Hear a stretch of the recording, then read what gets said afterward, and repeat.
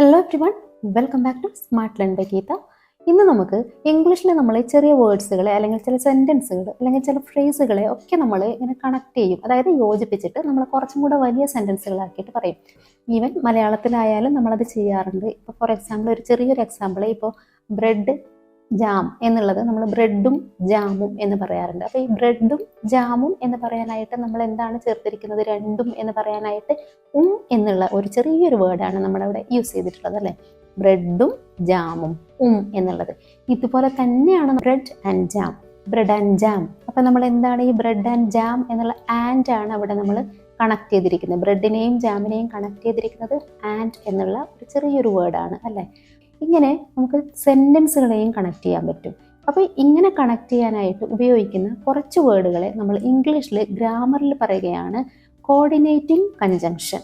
Coordinating conjunction. അപ്പോൾ ഈ ഒരു പേര് കേട്ടിട്ട് നിങ്ങൾ പേടിക്കേണ്ട, കാരണം നമ്മളിത് പഠിക്കുന്ന സമയത്ത് വളരെ സിമ്പിളായിട്ട് നമുക്ക് പഠിക്കാൻ പറ്റും. നമ്മൾ സംസാരിക്കുന്ന സമയത്ത് ഡെയിലി ലൈഫിൽ കൂടുതലായിട്ട് നമുക്ക് യൂസ് ചെയ്യേണ്ടി വരുന്ന വേർഡ്സും കൂടെയാണ്.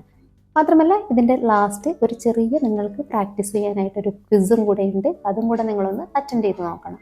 അപ്പോൾ ആദ്യം തന്നെ ഈ വേർഡ്സ് ഏതൊക്കെയാണ്, ഈ കോർഡിനേറ്റിംഗ് കൺജങ്ഷൻ എന്ന് പറയുന്ന വേർഡ്സ് ഏതൊക്കെയാണെന്ന് നോക്കാം. For, and, nor, but, or, yet, so.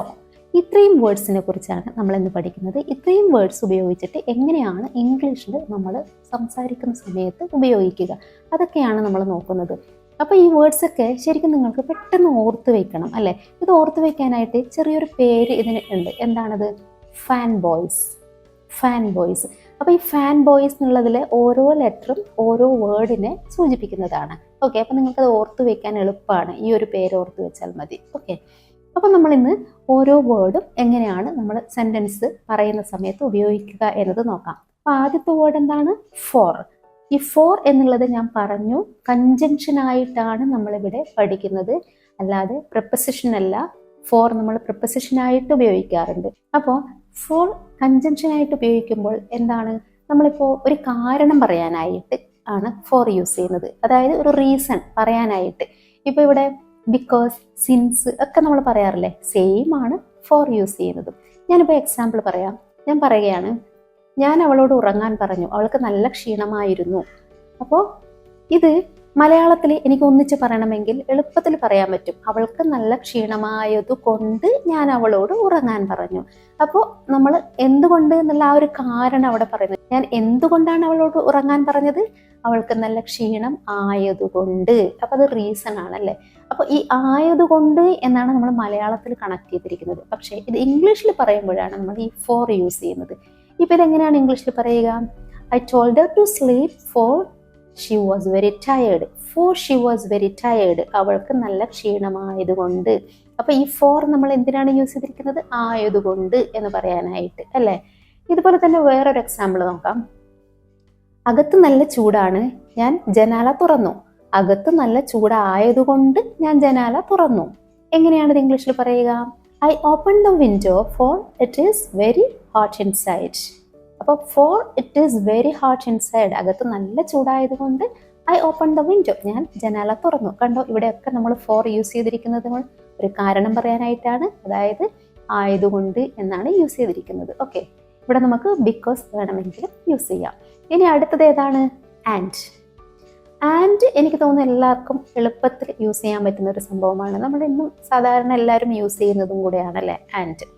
അപ്പോൾ നമ്മൾ ഒരു കാര്യം അതായത് ഇൻ അഡീഷൻ ടു, അതും ഇതും എന്നൊക്കെ നമ്മൾ പറയാറില്ലേ അവിടെ. ഇപ്പോൾ ഞാൻ നേരത്തെ പറഞ്ഞ പോലെ തന്നെ ബ്രെഡ് ആൻഡ് ജാം, അല്ലെങ്കിൽ രാമു ആൻഡ് രാജു, ഇങ്ങനെ രണ്ട് കാര്യങ്ങൾ, അല്ലെങ്കിൽ ഫുട്ബോൾ ആൻഡ് ക്രിക്കറ്റ്, ഇങ്ങനെയൊക്കെ നമ്മൾ പറയില്ലേ. ഇപ്പം ഞാൻ പറയുകയാണ്, എനിക്ക് ചോക്ലേറ്റ് ഇഷ്ടമാണ്, എനിക്ക് കേക്ക് ഇഷ്ടമാണ്. പക്ഷെ ഇത് നമ്മൾ മലയാളത്തിൽ ഒന്നിച്ച് പറയുമ്പോൾ നമുക്ക് നന്നായിട്ട് എളുപ്പത്തിൽ സിമ്പിളായിട്ടൊരു വേർഡില്ലേ, എന്താണ്? എനിക്ക് ചോക്ലേറ്റും കേക്കും ഇഷ്ടമാണ്. സിമ്പിളായിട്ടുള്ളൊരു സെൻറ്റൻസ്. ഇത് നമുക്ക് ഇംഗ്ലീഷിലും അതുപോലെ തന്നെ പറയാം. നമ്മളിപ്പോൾ I like chocolate, I like cake, ഇങ്ങനെ പറയുന്നതിന് പകരം I like chocolate and cake. Chocolate and cake. ഇവിടെ നമ്മൾ ആൻഡ് എന്നുള്ളത് ആഡ് ചെയ്ത് കൊടുത്തു. അതുപോലെ തന്നെ he likes to play cricket, അവന് ക്രിക്കറ്റ് കളിക്കാൻ ഇഷ്ടമാണ്. He likes to play football, അവന് ഫുട്ബോൾ കളിക്കാൻ ഇഷ്ടമാണ്. ഇത് നമുക്ക് ഒന്നിച്ച് സിമ്പിളാക്കി പറഞ്ഞുകൂടെ? He likes to play cricket and football.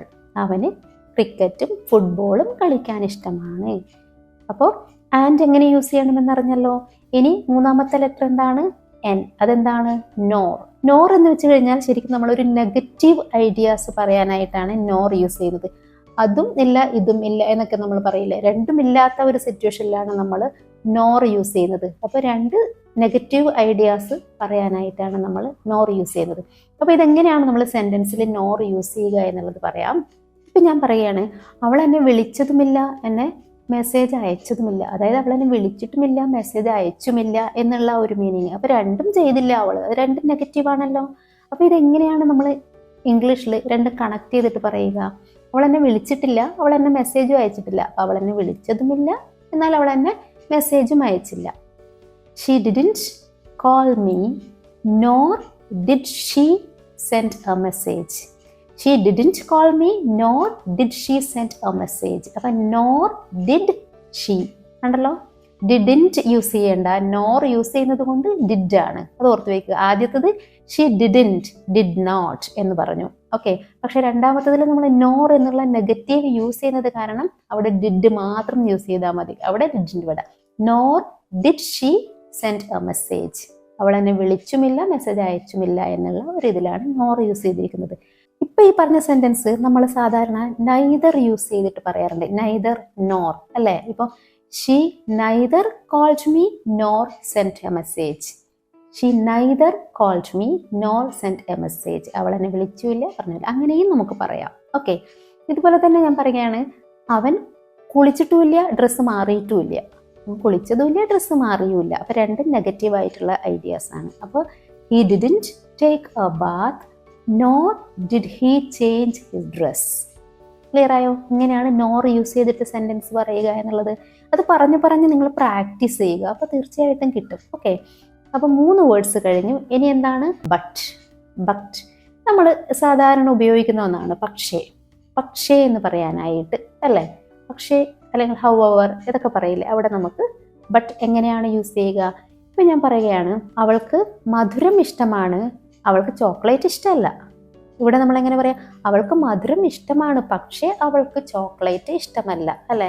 അപ്പോൾ അത് ഒരു കോൺട്രാസ്റ്റ് ആണല്ലേ. മധുരം ഇഷ്ടമായിട്ടും ചോക്ലേറ്റും മധുരമാണല്ലോ, പക്ഷെ അത് ഇഷ്ടമല്ല. അപ്പോൾ ജസ്റ്റ് ഓപ്പോസിറ്റ് ആണല്ലേ. എങ്ങനെ പറയാം? She likes sweets but she doesn't like chocolate. She likes sweets but പക്ഷേ അവൾക്ക് ചോക്ലേറ്റ് ഇഷ്ടമല്ല. She doesn't like chocolate. Okay, അപ്പോൾ അങ്ങനെ നമുക്ക് ബട്ട് യൂസ് ചെയ്തിട്ട് പറയാം. ഇനി ഒരു എക്സാമ്പിളും കൂടെ പറയാം. ഇപ്പം ഞാൻ പറയുകയാണ്, അവന് നല്ല സാമർഥ്യമുണ്ട്, പക്ഷേ അവൻ പഠിക്കാറില്ല. അതായത് അവന് നല്ല ബുദ്ധിയുണ്ട്, നല്ല സ്മാർട്ടാണ്, പക്ഷേ അവൻ പഠിക്കാറില്ല. He is very clever but he doesn't study well. But he doesn't study well. He is very clever but he doesn't study well. But എങ്ങനെയാണ് യൂസ് ചെയ്തതെന്ന് ക്ലിയർ ആയല്ലോ. ഇനി അടുത്ത വേർഡാണ് ഓർ. ഓർ എന്താണ് ഈ ഓർ? അല്ലെങ്കിൽ എന്ന് പറയില്ലേ, അതായത് ഒരു ഓപ്ഷനാണ് അവിടെ. ഇപ്പം ഞാൻ പറയുകയാണ്, നമുക്ക് പാർക്കിൽ പോകാം അല്ലെങ്കിൽ ബീച്ചിൽ പോകാം. We can go to the park or we can go to the beach. We can go to the park or to the beach. ഇങ്ങനെയും പറയാം. അപ്പോൾ കുറച്ചും കൂടെ സിമ്പിളായി. We can go to the park or to the beach. പാർക്കിലോ അല്ലെങ്കിൽ ബീച്ചിലോ പോകാം. അതേപോലെ നമുക്കിപ്പോൾ ഒരാളോട് ഒരു കാര്യം ചോദിക്കണം, നിനക്ക് പിസ്സ വേണോ അല്ലെങ്കിൽ പാസ്ത വേണോ, അല്ലെങ്കിൽ അങ്ങനെ വരുന്ന സമയത്ത് നമുക്ക് ഓർ യൂസ് ചെയ്യാം.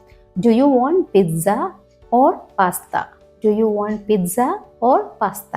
കണ്ടോ, ഓർ യൂസ് ചെയ്യുന്നത് അല്ലെങ്കിൽ എന്ന് പറയാനായിട്ടാണ്. അപ്പോൾ നമുക്ക് ആ വലിയ സെൻറ്റൻസിനെ ചെറുതാക്കിയിട്ട് എങ്ങനെ പറയാം? അടുത്ത വേർഡാണ് യെറ്റ്. യെറ്റ് എന്താണ് യെറ്റ്? എന്നിട്ടും എന്ന് പറയാറില്ലേ? എന്നിട്ടും എന്ന് പറയാനായിട്ട് നമ്മൾ നേരത്തെ ബട്ട് പറഞ്ഞു, പക്ഷേ എന്നുള്ളത്. അതിൻ്റെ സെയിം ഏകദേശം ഒരേ ഇതാണ് എന്നിട്ടും എന്ന് പറയാനായിട്ട് യെറ്റ് യൂസ് ചെയ്യുന്നത്. അപ്പോൾ ഇതെങ്ങനെയാണെന്ന് നോക്കാം. ഇപ്പം ഞാൻ പറയുകയാണ്, അവൻ നന്നായിട്ട് പഠിച്ചു, എന്നിട്ടും അവൻ ടെസ്റ്റിൽ ഫെയിലായി, തോറ്റുപോയി. അപ്പോൾ ഇവിടെ എന്നിട്ടും തോറ്റുപോയി എന്ന് പറയാം അല്ലേ? അവൻ നന്നായിട്ട് പഠിച്ചു എന്നിട്ടും തോറ്റുപോയി. സിമ്പിളായിട്ട് പറയാം. So He studied well, yet he failed. He studied well, yet he failed the test. Yet he failed the test. കണ്ടല്ലോ ഇവിടെ യെറ്റ് യൂസ് ചെയ്തിരിക്കുന്നത്. അവൻ നന്നായിട്ട് പഠിച്ചു എന്നിട്ടും തോറ്റു, എക്സാമിന് തോറ്റുപോയി. ഓക്കെ, യെറ്റ് എന്നിട്ടും എന്ന് പറയാനായിട്ട് നമുക്ക് യൂസ് ചെയ്യാം. ഇനി ഉള്ളത് എന്താണ്? ലാസ്റ്റ് ഒരു വേർഡും കൂടെ ഉണ്ട്, സോ. എന്താണത്? സോ. ഈ സോ എങ്ങനെയാണ്? അതുകൊണ്ട് എന്നൊക്കെ നമ്മൾ പറയാറില്ലേ? അതുകൊണ്ട് എന്ന് പറയാൻ നമുക്ക് രണ്ട് സെന്റൻസുകൾ എങ്ങനെ കണക്ട് ചെയ്യാമെന്ന് നോക്കാം. therefore എന്ന് പറയാറില്ലേ? സെയിം മീനിങ് ആണ് so.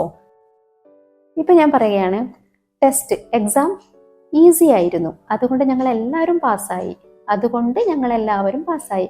The test was very easy, so we all passed the exam.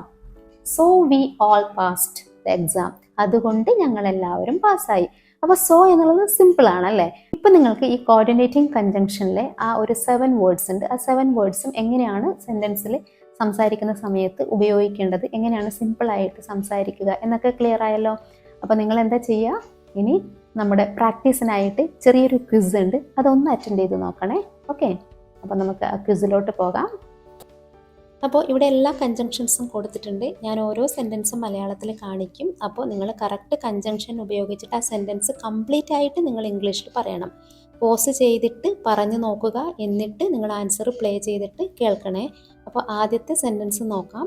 ഞാൻ വേഗത്തിൽ ഓടി, എന്നിട്ടും ഞാൻ അവസാനമാണ് എത്തിയത്. എന്നിട്ടും ഞാൻ അവസാനമാണ് എത്തിയത്.